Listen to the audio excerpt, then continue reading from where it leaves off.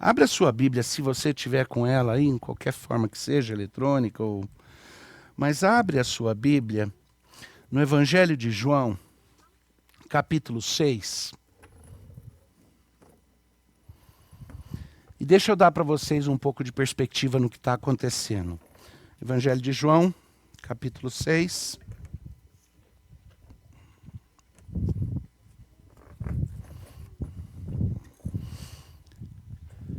Jesus fez a multiplicação dos pães. Ele fez essa multiplicação porque as pessoas estavam indo ouvi-lo. E ao ouvir Jesus, elas ficavam e muita gente deixou suas casas, viajou para um lugar no campo onde Jesus estava ensinando. Tá? Provavelmente pelo tipo de terreno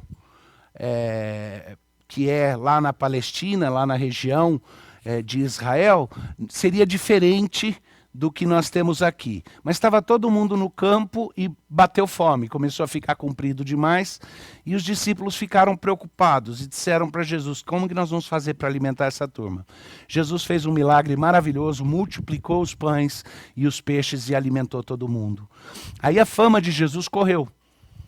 Jesus é aquele que não só cura, não só tem autoridade sobre espíritos ruins, sobre o diabo, mas Jesus é aquele também que enche a nossa barriga sem a gente ter que fazer nada. Ele faz milagre e dá comida para a gente.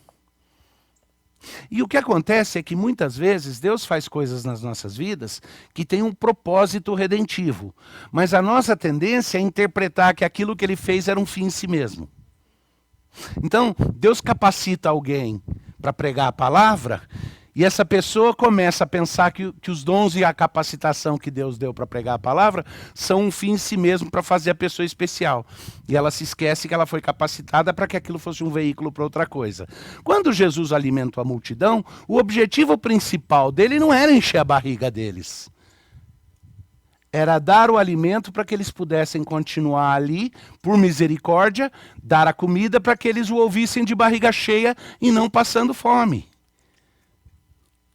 Mas a palavra dele era o mais importante. O dar o pão e o peixe para eles era o incidental. Nas nossas vidas, a provisão divina é o incidental, que não significa que ele nos ama menos. Significa que é aquilo que ele nos dá para o nosso sustento, para a nossa alegria, para o fim de podermos conhecê-lo e proclamá-lo. E era isso que estava acontecendo. Quando termina o evento da multiplicação dos pães e dos peixes, Jesus se retira. Na verdade, os discípulos saem num barquinho, Jesus fica para trás intencionalmente, e o texto de João narra isso. Os discípulos vão num barquinho, Jesus vai ao encontro deles, Jesus acalma a situação que eles estão vivendo, os temores do coração, e aí acontece uma coisa muito interessante. O povo sai procurando Jesus. Cadê aquele que supre as nossas necessidades? Cadê aquele que enche a nossa barriga e nos dá a bebida, o bom vinho e o pão? Cadê ele? Cadê ele? Não acham Jesus e eles dizem, mas não atravessou, só um barquinho atravessou daqui e esse barquinho não estava com Jesus dentro, saiu sem ele. Cadê Jesus? E aí eles descobrem que Jesus, de fato, tinha atravessado para o outro lado do mar, que é um lago gigante, e aí que está o texto que eu vou começar a ler para vocês. O texto é longo, por isso eu fiz essa descrição do que está acontecendo até aqui, porque eu quero que vocês tenham o contexto. Então, a multidão viu que Jesus não estava ali, nem os discípulos, tomaram os barcos e foram para Cafarnaum procurar Jesus. Aí no versículo 25 do capítulo 6 de João diz... E tendo encontrado no outro lado do mar, lhe perguntaram, mestre, quando chegaste aqui? Respondeu-lhes Jesus, em verdade vos digo, que me procurais, não porque vistes sinais, mas porque comeste dos pães e vos fartastes. E essa é a primeira coisa que é surpreendente, né?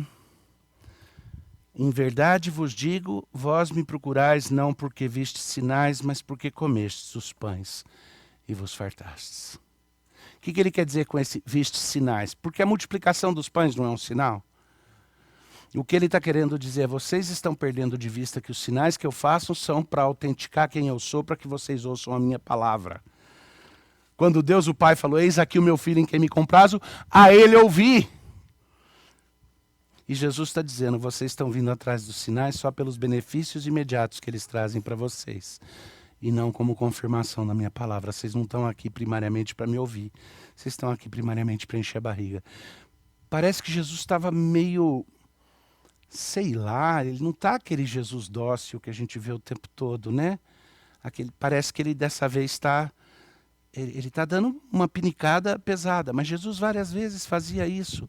E a gente tem que entender nesse mundo que está dizendo que ser bonzinho, ser bacaninha é virtude moral. A gente tem que entender que se a gentileza é fruto do Espírito Santo e devemos tratar as pessoas com gentileza, muitas vezes o conflito gentil e amoroso é necessário.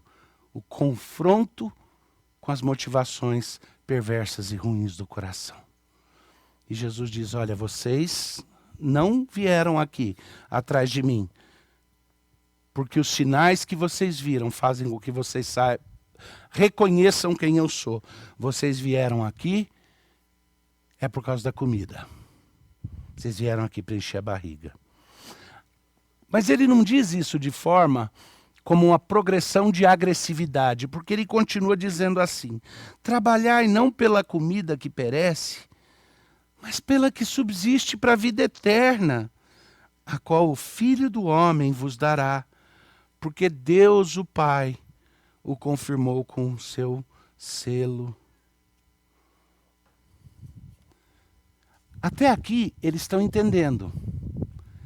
Ninguém está, perdão aí a expressão, que talvez seja condenável pelos justiceiros sociais, mas eles ainda não estão dando uma de João sem braço.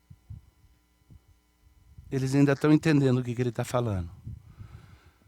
Então eles respondem, ok, Jesus, tudo bem, mensagem recebida. Não é para a gente estar indo atrás do Senhor só pelos benefícios que a gente pode ter. Quais sejam, e eu vou fazer diferente hoje, eu quero fazer algumas aplicações no correr do texto com vocês. Nós muitas vezes caminhamos com Cristo por causa dos benefícios. Nem sempre de forma direta, pão, peixe, água ou vinho, como aqui no caso com eles. Mas eu quero andar com Cristo por causa da paz que Ele me dá. Eu quero andar com Cristo porque Ele me faz sentir realizado. Eu quero andar com Cristo porque de alguma forma Ele me faz sentir especial, porque Ele melhora a minha autoimagem ou me impede de ter uma visão negativa. Eu quero os benefícios de andar com Deus.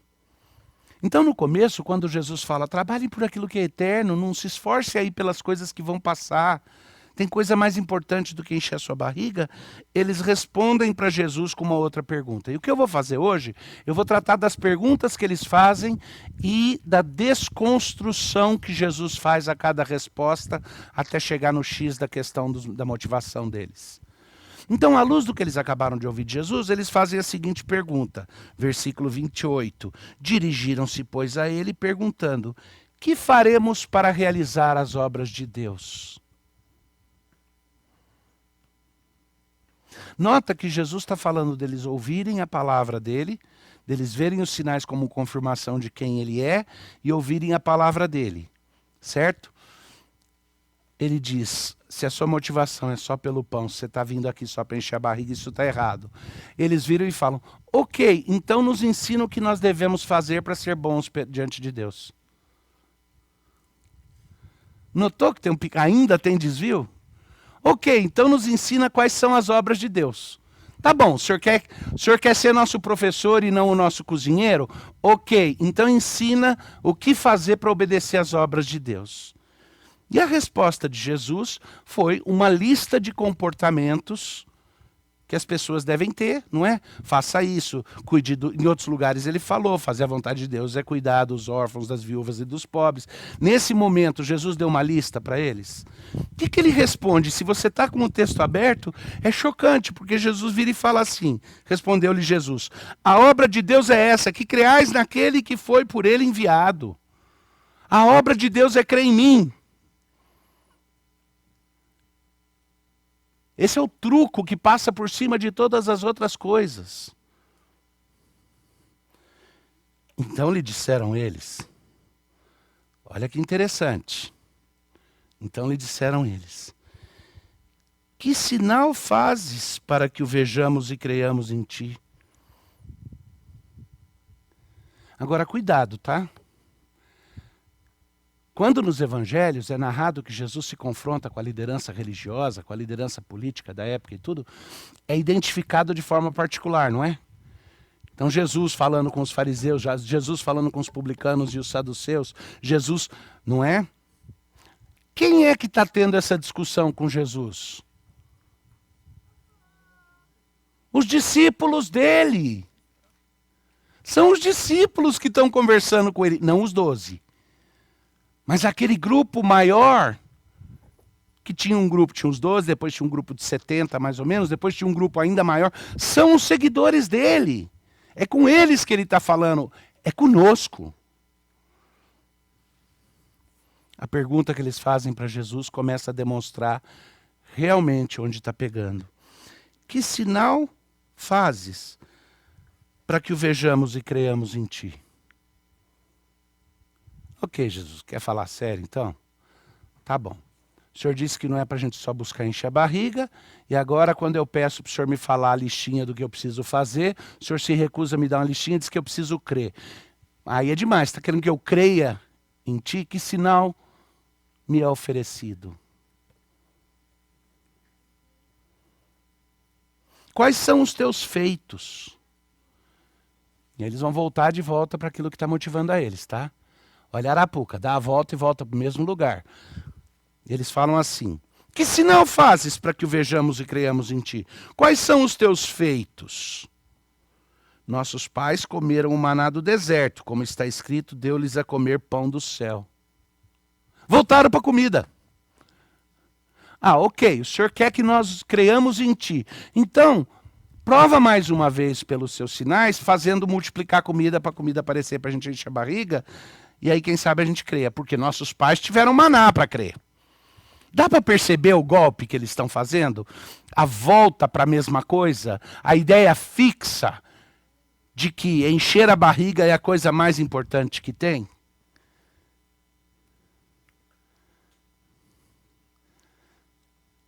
É como a ideia fixa de que estamos todos sobre uma ameaça, e eu não estou minimizando o fato de que essa gripe chinesa é ruim, esse vírus chinês aí é ruim mesmo. Quase todo mundo aqui já perdeu alguém dentro do grupo de amigos ou de família, coisa assim, é coisa horrível. Sem minimizar esse fato, mas pensa como essa ideia fixa de que todos nós estamos doentes e todos nós somos contagiosos. Por via das dúvidas, trata como se todo mundo tivesse infectado, então a gente se distancia, não se abraça mais, se isola, fica em casa por via das dúvidas e de repente, como eu conversava ainda hoje de manhã com uma das nossas irmãs que é médica, é horrível que de repente todos nós viramos pacientes, mesmo não estando doentes. As mesmas dinâmicas. E fica voltando a ideia fixa. E aqui a ideia fixa deles é encher a barriga. Talvez a nossa seja, não se contaminar. Sobrevivência. Que é uma boa coisa, né? O instinto de sobrevivência é um instinto natural tremendo. Só mesmo a crença sobrenatural que faz com que o instinto natural não seja mais dominante em mim. A crença de que é algo mais precioso do que a minha vida física. E eles querem falar sobre encher a barriga de novo. Então eles viram para Jesus e desafiam. Ok, mas o senhor está falando para crer no senhor que sinais? Porque nossos pais comeram maná do deserto. Foi aí que eles souberam que Deus estava com eles. Foi por isso que eles creram em Moisés. O que é irônico, porque se você olhar a relação do povo com Moisés, eles constantemente murmuravam e se viravam contra ele. Quando a barriga batia fome, eles se viravam contra ele. Esqueciam toda a provisão anterior e se viravam contra ele. Então, ao dizer isso para Jesus, Jesus responde de forma direta. Em verdade vos digo, não foi Moisés quem vos deu o pão do céu. Vocês estão enganados, não foi Moisés que te ofereceu o maná. O verdadeiro pão do céu é meu Pai que dá. Porque o pão de Deus é o que desce do céu e dá vida ao mundo. Então, eles viraram para Jesus e falaram, ok, estamos falando de pão de novo. Então, versículo 34, dá-nos sempre desse pão. Ô, bênção! Então dá pão aí que eu vou me refastelar nele. É isso mesmo que a gente queria desde o começo. Toda essa volta, Jesus, no final o Senhor disse que o pão vem do céu, que é o Pai que dá. Me dá esse pão do céu, quero sempre dele.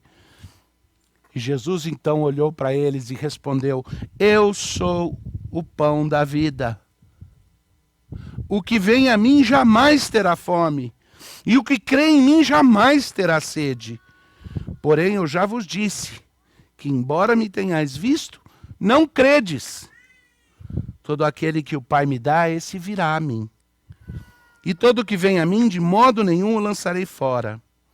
Porque eu desci do céu, não para fazer a minha própria vontade, e sim a vontade daquele que me enviou. E a vontade de quem me enviou é essa, que nenhum eu perca de todos os que me deu. Pelo contrário, eu o ressuscitarei no último dia. De fato, a vontade de meu Pai é que todo homem que vira o Filho e nele crer tenha a vida eterna, e eu o ressuscitarei no último dia. E de uma tacada Jesus vira a situação inteira. Porque ele diz para aquelas pessoas, o problema de vocês é a descrença, vocês acabaram de então dar-nos sempre esse pão, porque eu usei a palavra pão e de novo vocês associaram com barriga cheia. Vocês não estão entendendo, eu sou o pão da vida que o Pai deu. E eu tenho uma missão a cumprir. E aqueles de vocês que pertencem a mim, esses vêm e eu não vou perder. Mas tem muitos de vocês que estão me seguindo de forma temerária. E eu digo para vocês, aquele que considerar a sua crença em mim mais preciosa que a vida, esse eu prometo ressuscitar no dia final. E eu não vou perder nenhum dos que o Pai me deu. E ao não continuar dizendo a implicação, o outro lado da moeda, ele disse, mas se porventura você não crê em mim, você nunca foi parte daqueles que o Pai me deu. Porque eu não te deixaria ir se você fosse parte. E nesse momento ele está pegando pesado. Eu falei do fato de que há um desconforto que foi demonstrado até pelas crianças com a forma como Jesus chega ao ponto X aqui. Mas já há um desconforto aqui sentido pelo povo que está ouvindo, o suficiente que muitos deles têm uma reação que talvez fosse a nossa. De não querer fazer o escândalo, de não querer sair dando tiro e gritando. Mas diz no versículo 41, murmuravam, pois, dele os judeus, porque dissera, eu sou o pão que desceu do céu. E diziam, não é esse Jesus, o filho de José? Acaso não lhe conhecemos o pai e a mãe? Como, pois, diz, desci do céu? Eles entenderam o que ele estava falando e rapidamente eles pularam para uma discussão com base nas evidências que eles achavam que tinham. Como assim desceu do céu? Eu sei filho de quem que ele é, eu sei onde nasceu. O que ele está falando? Se ele quiser fazer milagre para me curar, fazer milagre para multiplicar os pães, para encher minha barriga, tudo bem. Mas vem querer dar uma de Deus para cima de mim, não vou aceitar não. Porque Jesus responde para eles. Respondeu-lhes Jesus, não murmureis entre vós. Ninguém pode vir a mim, se o Pai que me enviou não o trouxer. E eu o ressuscitarei no último dia. Está escrito nos profetas, e serão ensinados por Deus. Portanto, todo aquele que da parte do Pai tem ouvido e aprendido, esse vem a mim. Não que alguém tenha visto o Pai, salvo aquele que vem de Deus. Ele o tem visto. Ele está falando dele mesmo, né? E eles estão entendendo isso claramente. Você vai saber isso pela reação que eles vão ter. Em verdade vos digo, quem crê em mim tem a vida eterna. Eu sou o pão da vida. Vossos pais comeram o maná do deserto e morreram. Vamos fazer uma analogia? Meu irmão, você quer pegar Covid e sobreviver achando que isso é a sua salvação? Você vai morrer de qualquer jeito depois do Covid. Mas pode demorar um pouquinho, você é jovem. Pode demorar até 40 anos, até 50 anos. Mas se Jesus não voltar, você vai morrer. É o que Jesus está falando para eles aqui. Seus pais comeram maná do deserto, foram sustentados lá, mas eles morreram. Agora, quem crê em mim tem a vida eterna desde já. Vossos pais comeram maná no deserto e morreram. Este é o pão que desce do céu, para que todo o que dele comer não pereça. Por isso que você não perece, nem de Covid, nem de velhice, enquanto estiver em Cristo, se for de Cristo, e Ele não abre mão de você. Os que o Pai lhe deu nunca se perdem. Eu sou o pão vivo que desceu dos céus. Se alguém dele comer, viverá eternamente. E o pão que eu darei pelo mundo é a minha carne. Ele está dizendo para os discípulos dele, eu vou morrer por vocês, para que vocês se alimentem da minha carne, que é pão da vida. Agora, a implicação que eu tenho pregado em vários domingos já para vocês, de um jeito ou de outro, é que se Cristo morreu para me dar sua carne e o seu sangue para que eu tivesse vida, e se eu estou unido com Ele na ressurreição, eu não vou estar unido com Ele também nas lutas, nos sofrimentos, e até mesmo, se preciso, na morte física. Porque ela nunca vai ser o fim para mim. Porque aquele que come de Jesus, certamente, viverá eternamente. Aí o que aconteceu? Aí o negócio começou a pegar fogo. Aí os discípulos, lembra que eu falei que eu ia dar uma prova para você de que toda essa discussão era com discípulos? Olha o que João fala aqui no versículo 52. Disputavam, pois, os judeus entre si, dizendo, como pode este dar-nos a comer a sua própria carne? Respondeu-lhes Jesus, em verdade vos digo, se não comerdes a carne do Filho do Homem e não beberdes o seu sangue, não tendes vida em vós mesmos. Quem comer a minha carne e beber o meu sangue tem a vida eterna, e eu ressuscitarei no último dia. Pois a minha carne é verdadeira comida e o meu sangue é verdadeira bebida. Quem comer minha carne e beber o meu sangue permanece em mim e eu nele. Assim como o Pai que vive me enviou, e igualmente eu vivo pelo Pai, também quem de mim se alimenta, por mim viverá. Mas o que ele falou no começo, quando perguntaram o que é as obras de Deus? Ele falou, a obra de Deus é crer em mim, aquele que ele enviou. Como é que eu me alimento de Jesus Cristo? Como na Santa Ceia, quando pela fé eu recebo a carne e o sangue dele, entendendo que estou unido com ele nos sofrimentos, na morte, e unido com ele na ressurreição. Assim como o Pai que vive me enviou, e igualmente eu vivo pelo Pai, também quem de mim se alimenta viverá. Versículo 58. Este é o pão que desceu do céu, em nada semelhante àquele que vossos pais comeram e contudo morreram. Quem comer este pão viverá eternamente. Estas coisas disse Jesus quando ensinava na sinagoga de Cafarnaum. Antes de continuar lendo, deixa eu contar para vocês um momento no qual minha percepção do que significa comer e beber o sangue de Jesus mudou radicalmente. Tive o privilégio, quando já estava no final do meu curso de mestrado no seminário, tinha iniciado o ministério, tinha sido recentemente licenciado para o ministério, e eu tive o privilégio de vir para o Brasil, dos Estados Unidos, trazendo um grupo de jovens para construir uma pista de pouso numa aldeia indígena, num igarapé que saía do rio Macaco, no extremo oeste e norte da Amazônia. O Rio Macaco era um ribeirão que saía do Rio Negro. Eram vários dias de barco para chegar lá, vários dias de barco para chegar de volta em Manaus. E quando havia uma emergência médica, coisa desse tipo, as pessoas morriam sem assistência. Até as missionárias, e eram 2 missionárias que estavam naquela tribo já há quase 24 anos, 25 anos, traduzindo, codificando e traduzindo a Bíblia para a língua daqueles indígenas. Aqueles indígenas eram os Apurinã. Isso foi mais ou menos, acho que 88, 89, não lembro ao certo, acho que foi 88.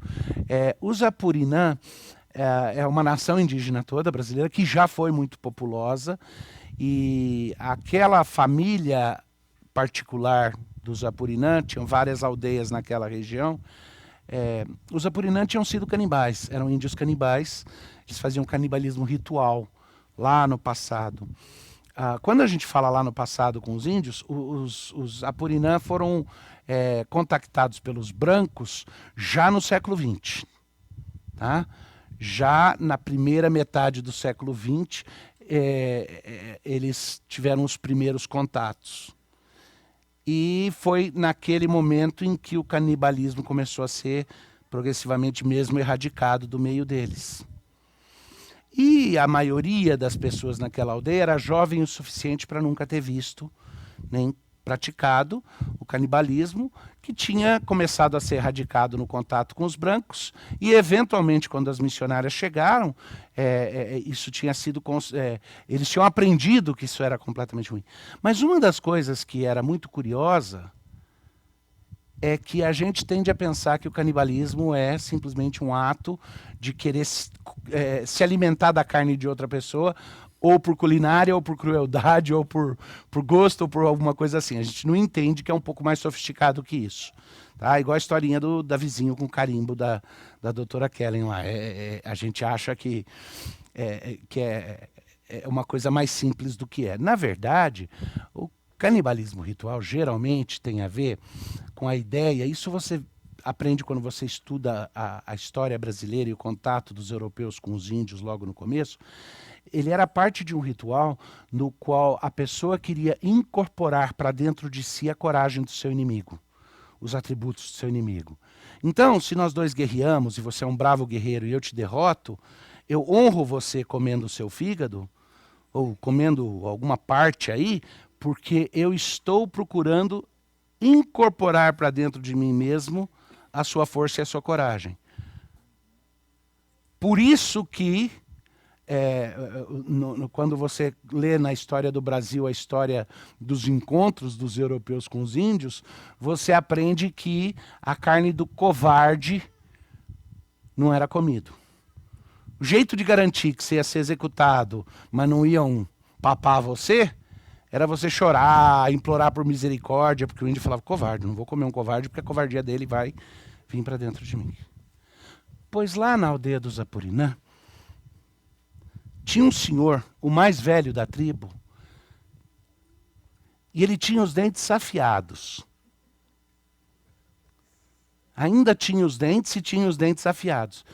E ele tinha chegado a estar vivo numa época na qual, escondido, ainda praticavam o canibalismo, quando eles guerreavam com outras tribos, com outras aldeias.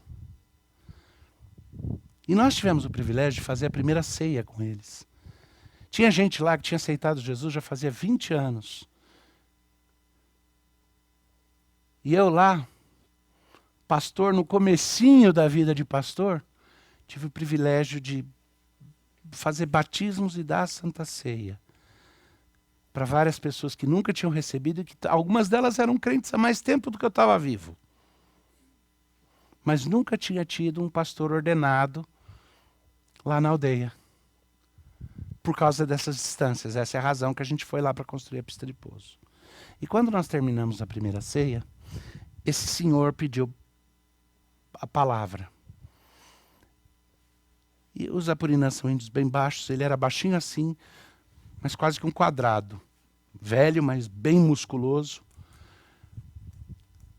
E com o olho cheio de lágrimas, ele disse que ele queria falar. Em volta daquela fogueira onde nós fizemos a Santa Ceia. E ele começou a falar e a missionária a traduzir. E o que ele falou ali me chocou profundamente. Ele disse, quando eu era moço, eu entendia que eu tinha que comer o fígado dos meus inimigos, ou o coração deles, para trazer a força deles para mim. Para que eu me fortalecesse. Aí chegaram os brancos e disseram que não podia. Aí chegaram as missionárias e ensinaram que não podia. Mas as missionárias ensinaram para a gente que um dia eu ia poder voltar a comer a carne e o sangue. Mas não mais do meu inimigo. E nessa noite eu comi a carne de Jesus e bebi o sangue de Jesus e trouxe, e eu pude trazer para dentro de mim, absorver para dentro de mim a santidade de Jesus e a justiça de Jesus que eu não tinha. Diferente a perspectiva dele, né? Para ele, a Santa Ceia tinha um sentido que muitas vezes é desprezado por nós. No sentido de que é sim o ato de pegar aquele de quem eu era inimigo, mas que Deus, por meio dele, me reconciliou consigo mesmo. E de comer a carne dele e beber o sangue dele, com o propósito de trazer, porque ele ofereceu voluntariamente, para que eu pudesse me alimentar dele e ao fazer isso trazer para dentro de mim a sua santidade e a purificação que o sangue dele produz. E Jesus está falando disso para os seus discípulos. Ele está chegando num ponto onde não tem mais meias palavras ou um jogo de cortinas. Isso tudo na sinagoga de Cafarnaum. Escuta agora. Versículo 60. Muitos dos seus discípulos, tendo ouvido tais palavras, disseram: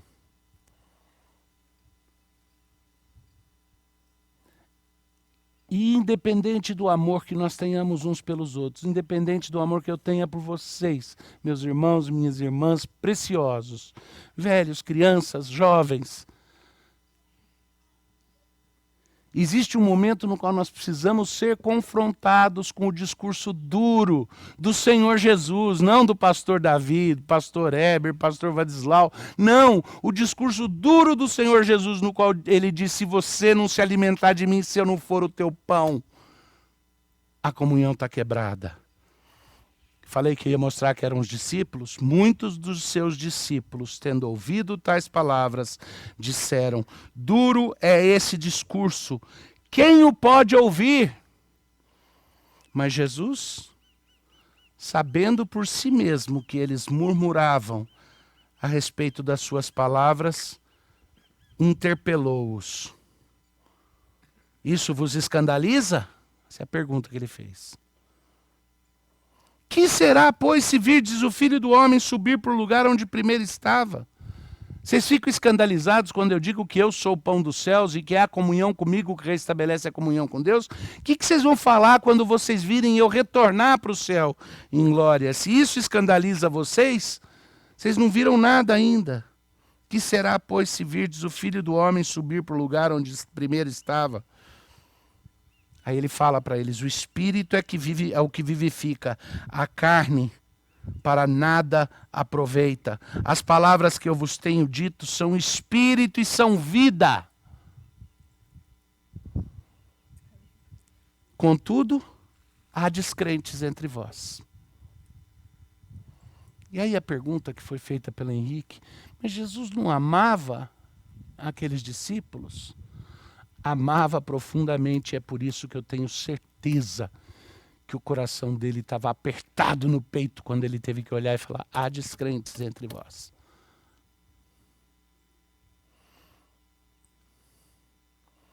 Aí vem a explicação de João, pois Jesus sabia desde o princípio quais eram os que não criam e quem o havia de trair. Estava lá no meio.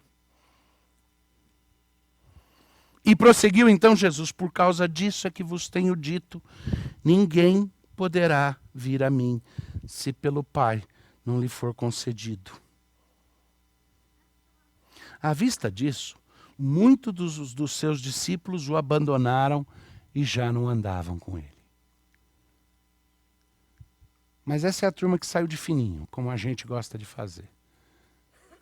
Qual é a expressão que a gente usa? Tem uma expressão para isso, né? Sair à francesa. Eles saíram à francesa. À vista disso, muitos dos seus discípulos o abandonaram e já não andavam com ele. E aí Jesus virou para os 12,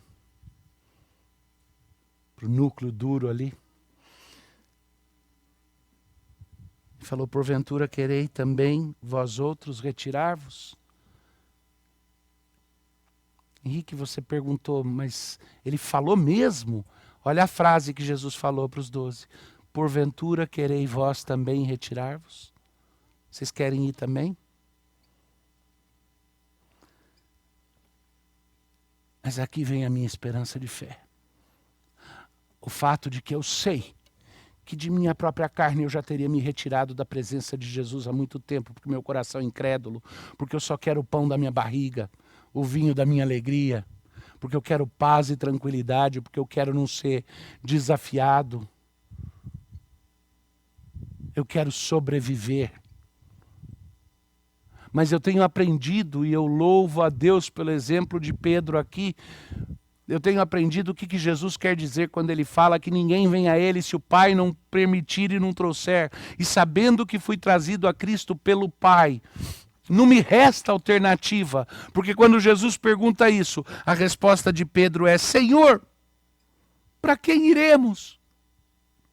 Tu tens as palavras da vida eterna. E nós temos crido e conhecido que Tu és o Santo de Deus. Para onde iremos, Senhor? Para onde é que eu vou? Não tenho alternativa, meus olhos foram abertos pelo Espírito de Deus. E sabendo que Jesus é o pão, Ele é o meu único alimento.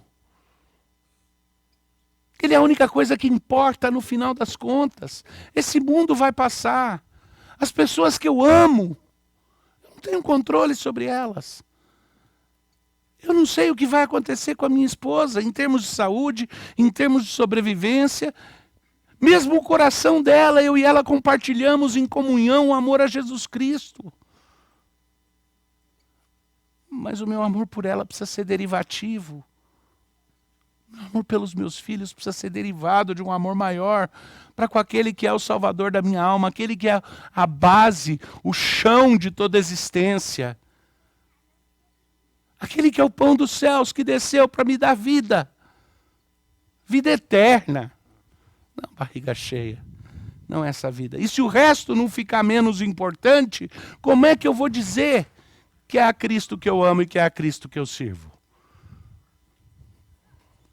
A resposta de Pedro é a única que eu posso dar, é aquela que eu quero que vocês aprendam, que é a única possível para nós. Para onde iremos, Senhor? Para onde é que eu vou? Só Tu tens as palavras de vida eterna. E lembrando que Jesus acabou de dizer, quem sabe isso, quem reconhece isso, não o faz por conta própria, mas porque Deus revelou. Ninguém chega a essa conclusão sozinho. Eu tenho falado muito sobre tempos difíceis, sobre estarmos preparados. Mas tudo isso, no final das contas, não deixam de ser as recomendações auxiliares, derivativas, assim como o meu amor pelas pessoas que eu amo, esposa, filhos, irmãos, pai, mãe, ele é derivativo de um amor maior. Da mesma forma, o nosso preparo para o testemunho fiel no mundo, o nosso preparo como igreja para momentos, porventura, de perseguição, de dificuldade, de tribulação, preparar o coração para... Tudo isso é importantíssimo, mas é derivativo de um ponto principal. Eu amo Jesus. Eu prefiro Jesus, como diz a velha canção. Jesus é melhor do que ouro e bens. Jesus é melhor do que tudo que tens. Eu prefiro Jesus, porque Ele é o meu alimento, Ele é o pão da vida. Ele é o único que já provou a sua fidelidade, porque foi fiel até a morte. E porque ofereceu para a gente pequenininha como eu e vocês a coroa de um rei que ressuscitou, vencendo a morte e vencendo esse mundo. E essa é a oferta que Ele nos faz. Que Deus nos abençoe, preparando os nossos corações para entender que é esse amor maior que precisa ser a fonte e a origem da força que nós vamos precisar para os dias que vêm pela frente. É esse amor pessoal por Jesus Cristo. E é por causa desse amor que de vez em quando a gente tem que ser um pouco escandalizado com uma afirmativa mais contundente de Jesus. Que Deus nos abençoe.